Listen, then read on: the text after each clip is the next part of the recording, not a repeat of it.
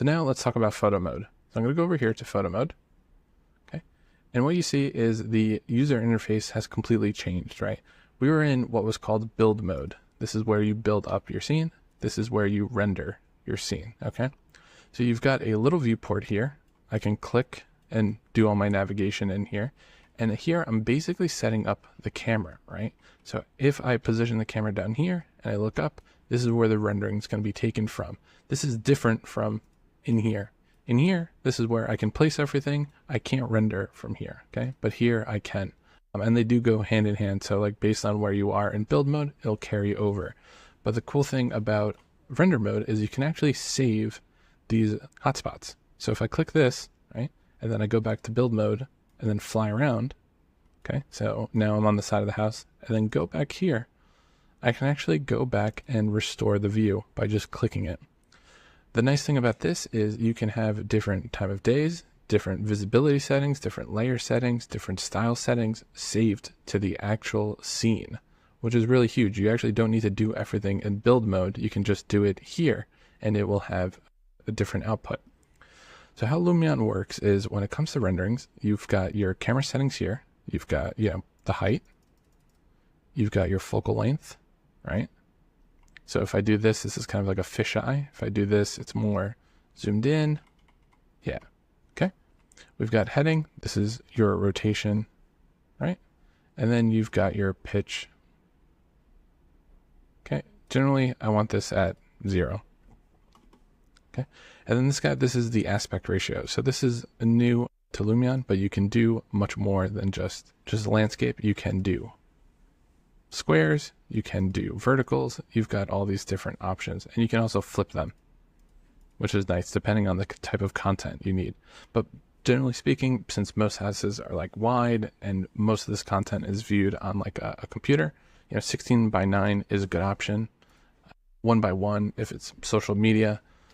If you are planning to upload to social media, you might want to flip this so it's portrait, right?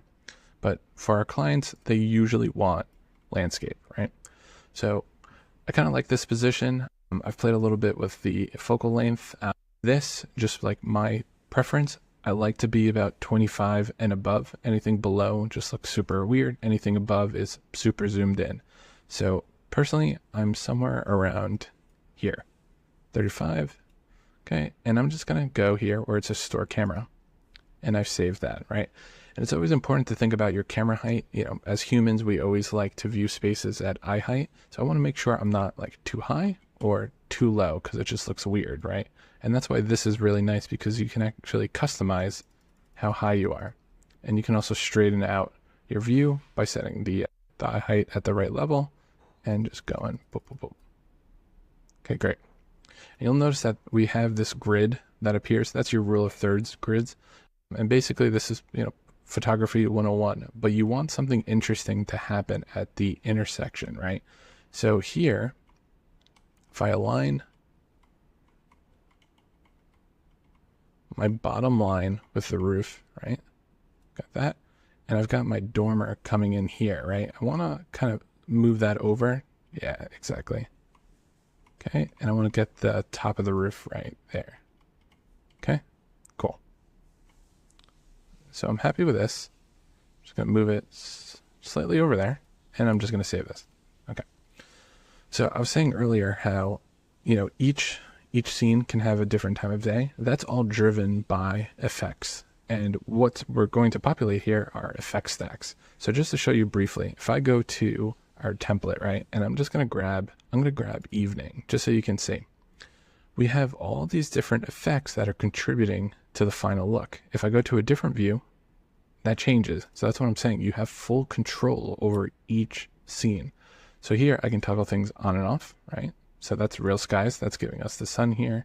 There's some color correction, which is making it that blue color. 2-point perspective. If you're unfamiliar with what that is, check this out. If I go over here and I look down, you see how everything's distorted? It's because it's trying to make all my verticals perfectly straight. And that's something we will need whenever we do architectural photography. I'm just going to go back. And we've got fog and everything, but this is my point. You can have all these different effects. So I'm just going to clear the effect list right here. Okay. and we're going to build up our own. But just do know, if you're in a rush, you can grab, some of these presets. You'll see here that it says RT. That stands for ray trace. Okay, so ray trace is a brand new rendering engine that was added to Lumion, which actually condenses the need for all those crazy effect stacks to a much simpler stack. So to illustrate that, I want to show you. So to illustrate that, Lumion actually just released this really nice video kind of showing the difference between the effect stack workflow that we were used to in older versions of Lumion versus the ray trace. So you see that FX there, right? That's what we're looking at back here, right? It's the same thing. So watch what happens. So back in the day, you would need to add real skies, which was the HDRI, all these different effects, hyperlight for global illumination, exposure for camera control, and you wind up having like 10 to 15 different effects. Now with ray tracing, basically condense a lot of those features into one, and really all you need is your sun, some color correction, and if you want weather, right? So we're talking about like 15 to 4. So it actually made things a lot quicker, a lot easier, and much more realistic. The only downside is you need to make sure that your hardware actually supports ray tracing.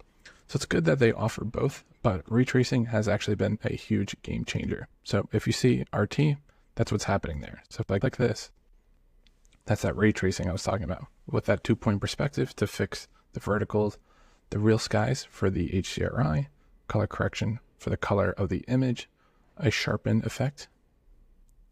Okay, and then lens flare, this is basically where when light hits the camera, we'll see like an artifact, and that's lens flare. And here's an example on the screen, just so you can see what happens. It basically makes the sun glow, right?